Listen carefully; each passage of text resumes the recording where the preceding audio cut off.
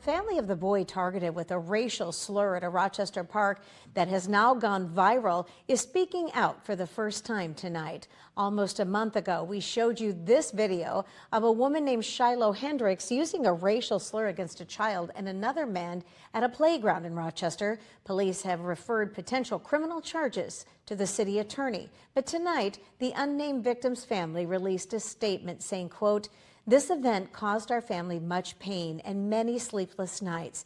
It negatively impacts the well-being of all of our family members and the quality of our lives.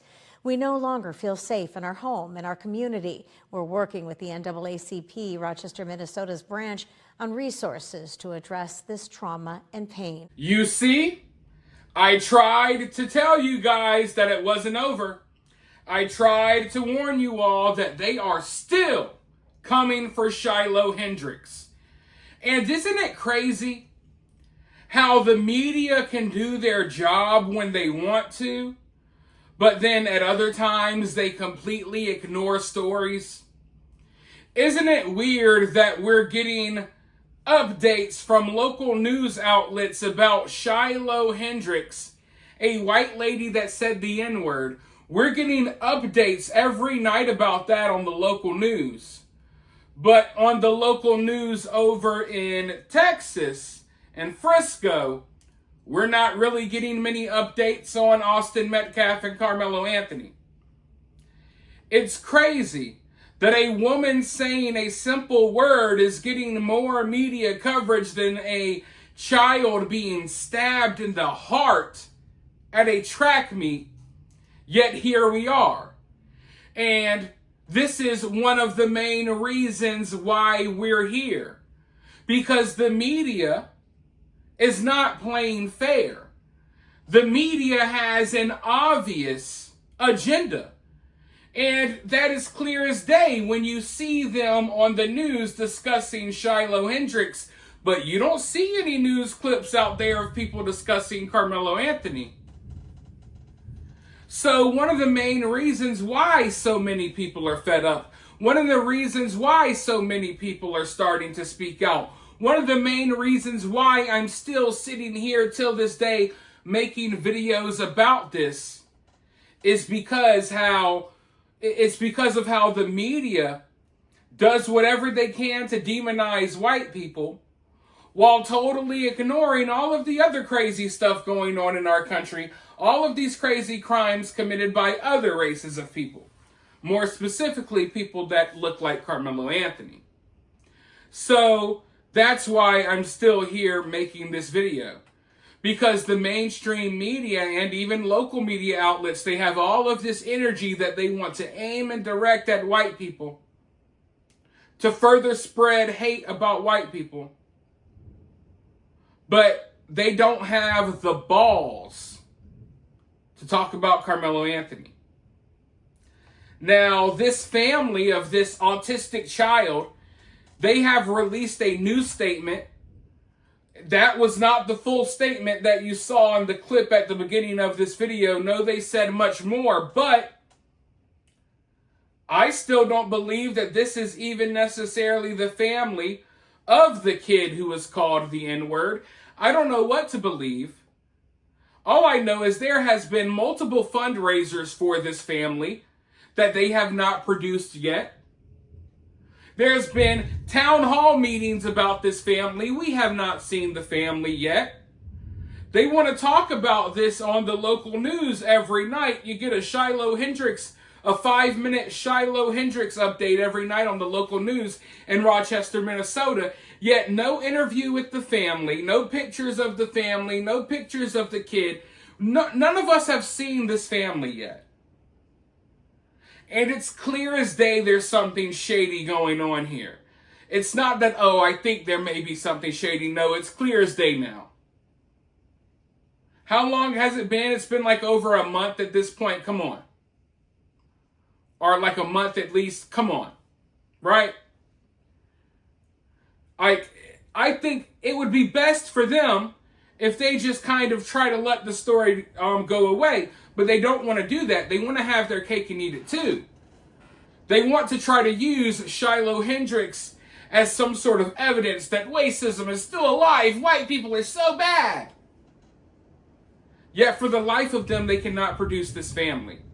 They can produce statements from the family that you can tell are not really statements from the family. You got to remember, this is a Somalian family. And here is the state. I want to read you guys the statement that we're supposed to believe came from this Somalian family. And I mean, if you read the statement, it's clearly like Chat GPT or something. So I'm going to go ahead and dive into the statement really quickly. But first, if you guys support the channel, consider supporting the channel in one of many ways. You can support the channel for free by liking the video, sharing the video, commenting below, subscribing if you haven't already, and to make sure, it's very important that you put all of your notifications on for this channel. Take the time out. It only takes 30 seconds. Pause the video if you need to. Go put on your notifications. It will help my channel a lot, and it will help you be notified of when I upload these videos. Because what YouTube likes to do, they like to not even tell my own subscribers when I upload videos. It's crazy. So to combat that, go hit that notification bell. Hopefully it works. Let me know if you did. Also, if you want to take your support one step further, you could always donate to the channel. If you want to keep the lights on, keep the show going, you can donate to the channel via Cash App or Super Thanks. Always greatly appreciated. Your support is always needed because I don't get the support of this platform, unlike a lot of my fellow content creators.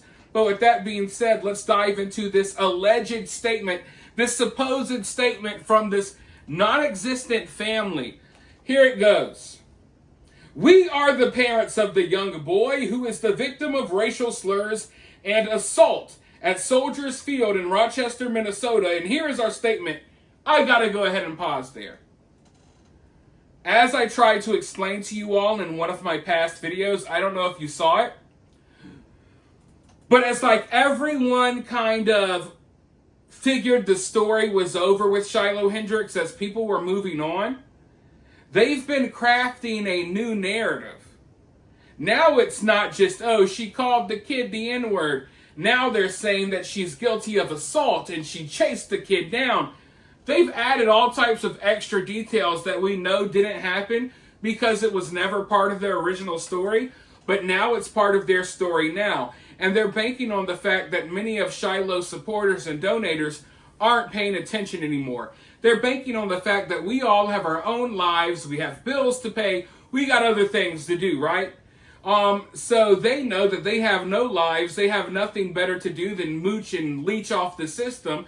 So they sit here and they have their focus. They're still laser focused on Shiloh, still trying to take her down, still trying to get her arrested. And now they've added all of these extra details, these extra buzzwords, like, oh, I don't even want to get into it. Let's just go further. We thank the Rochester Police Department for their thorough investigation and contacts with our family during this difficult time. We thank the NAACP Rochester, Minnesota branch for their steadfast support and advocacy in ensuring our kid and family get justice. We also thank all the individuals and organizations worldwide who came forward to support our family during this difficult time. We greatly appreciate their financial, moral, and other support. This event caused our family much pain and many sleepless nights. It negatively impacts the well-being of all of our family members and the quality of our lives. We no longer feel safe in our home and our community. It impacted us mentally, physically, financially, and emotionally, and still our kids are afraid of going to the public parks and playgrounds. We constantly worry about our surroundings. We all experience the racial trauma that occurred. I want to go ahead and pause there. They are over freaking milking this, right? They are over exaggerating this situation. And this is what I hate. I hate how far these people go to play victims when they know they really don't care. These people are not really hurt by what happened. These people aren't afraid for their lives. None of that. This is a word that these people use nonstop, constantly. That child that was called the N-word, I would never say that it's right to call a kid that or any other name. But that kid has heard way worse at home. That kid has heard way worse at that park that they were playing at. It's not necessarily the greatest area in America. So for them to just be acting like, oh my God, our kid heard some lady say the N-word. Meanwhile, that kid heard his mama, his daddy, his brother, his uncle, his cousin, all of them say the N-word. But some white lady said the N-word. Now we're traumatized. We can't go outside. We don't know what to do. Our life is shattered into pieces. Our life is completely shattered into pieces because a white lady said the N-word, the same word that we use. Every single sentence that escapes our lips has the N-word included in it. But a white lady said it one time at the park, and now our lives are ruined. We will never financially recover from this. They have the nerve to say that now they're going through financial problems. No, if anything, now you got more money than you've ever seen because there's been multiple fundraisers for your family.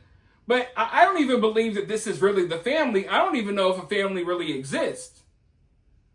And we know that first fundraiser was shut down mysteriously. So, I mean, just the leaps and bounds. This is the fatigue everyone's talking about. This right here, what I'm feeling in this moment, when I have to face palm because I can't even think of the words to say, this is the fatigue everyone's talking about. That we have to sit here and pretend like this family is just devastated by this word. Oh my God, your lives will never be the same. You're so traumatized. Like, it's that over-exaggerating that makes me totally not care at all. Like, I'm a human being. I'm a good person. So I still have sympathy for people, regardless if I agree with them or not. I still had sympathy for the kid. But this makes me lose all of that. It just makes me just not care at all. When I see people pretend to be victims in order to, I don't know, maybe you're trying to manipulate some of these woke white people who suffer from white guilt. Maybe you're trying to convince them that you're hurt. You're not convincing me. You're traumatized by a word. We're traumatized by a lot of stuff that's coming from that community. We don't really say much about it though, right? But let's go forward. Oh Lord, it will take years for our family, especially our kids, to recover from the painful event and experience. It's going to take the kids years to recover from this, guys. Meanwhile, this kid will not remember that this happened in 2 weeks. Unless, of course, this kid is much older than 5 years old.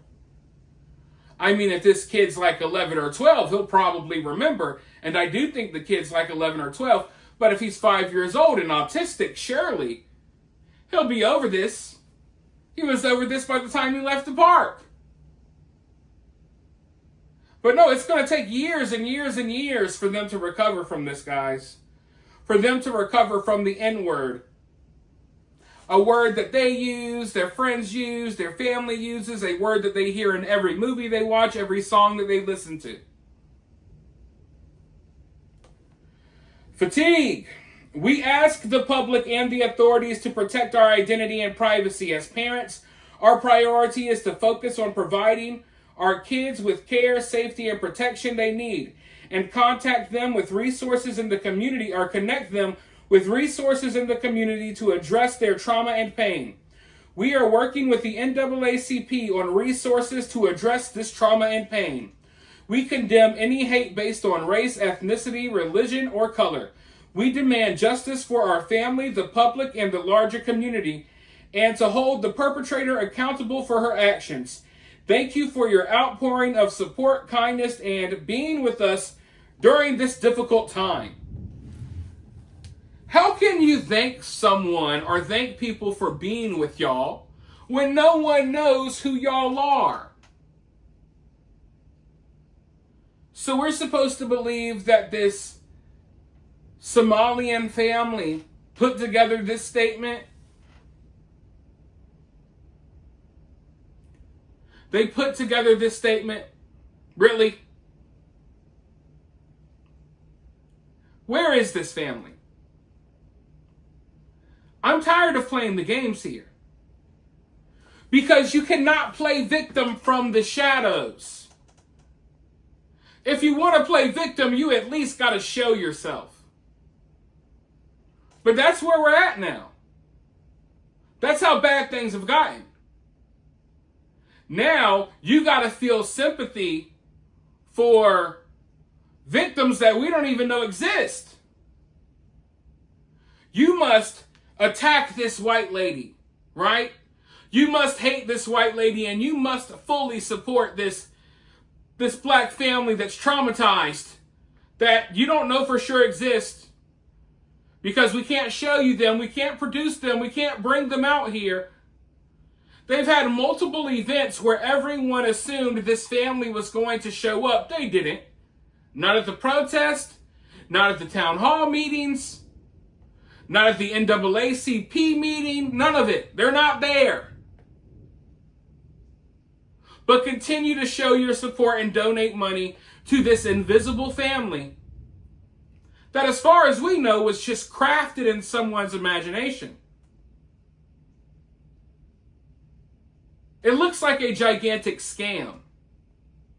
And no, I don't think it's a scam that Shiloh Hendrix is in on. I think it's a scam coming from the Somalian community up there in Minnesota. And they're known to run many scams, including a scam where they pretend that their kids are autistic so they can collect certain monies and benefits. And I can maybe make a separate video about that in the future. It would be kind of boring. But if you want to, go ahead and go Google it. Go down the rabbit hole of what's happening in that area in Minnesota with Somalians claiming all of their kids are autistic all of a sudden.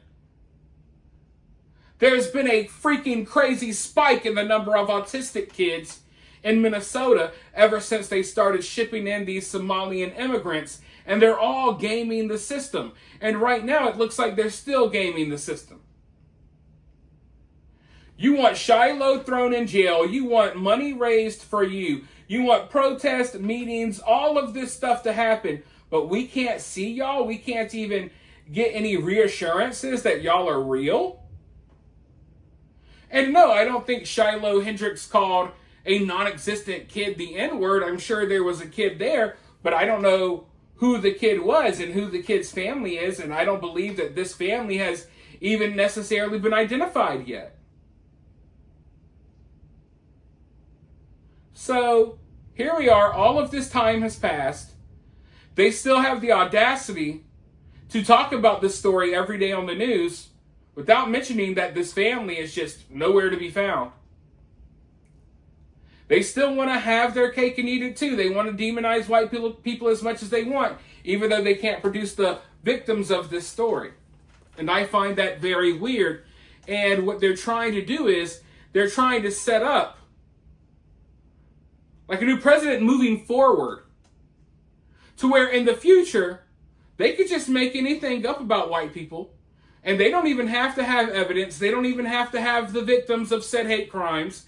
They could just say, oh, that white person said this to this kid. And that's all they got to do. Because people are so ready to just hurl hatred at white people that they don't stop and ask, well, where's the evidence? Where's the victims? Where's the family? Where's this? Where's that? What they're trying to set up here is a new path going forward where they don't have to have any of that evidence. They could just fake whatever they want, say whatever they want, raise money for non-existent victims. This is a new grift. And right now it's working out for them. And for the most part, I'm one of the only people still here calling this stuff out. So you guys let me know what you think about this, though, down in the comments below. While you're down there, hit that thumbs up, hit that subscribe, ring that notification bell, and I'll talk to you all very soon in the next video.